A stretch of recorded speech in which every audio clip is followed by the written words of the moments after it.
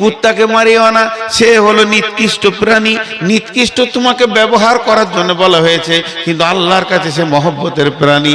না হলে কি কুত্তাকে পানি দিয়ে বেশ্যামে জান্নাতে চলে গেল।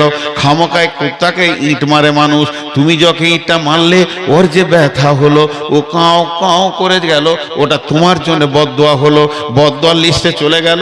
জেনে নাও, একটা কুত্তাও পর্যন্ত তোমার জন্য বদদোয়া দিতে পারবে, সে আল্লাহর সঙ্গে তার নেটওয়ার্ক আছে, তোমার কাছে তার জবান খোলা নাই। বিড়ালকে মেরে একটা আবেদা মেয়ে জাহান্নাম চলে গেছে, তাহলে বিড়ালও পর্যন্ত বিনা কারণে মারতে পারো না। উটের ওপরে একটা লোক বসেছিল, এর জন্য নবী বললেন উটকে মিম্বার বানাইও না।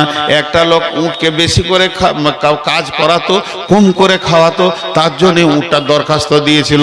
একটা পাখি এসে বলেছিল, ইয়া রাসূলুল্লাহ, আমার বাচ্চাটাকে অমুক সাহাবী আটকিয়ে দিয়েছে। তাহলে পাখি, পৃথিবীর সমস্ত প্রাণী তোমার কাছ থেকে ভালো ব্যবহার পাবে।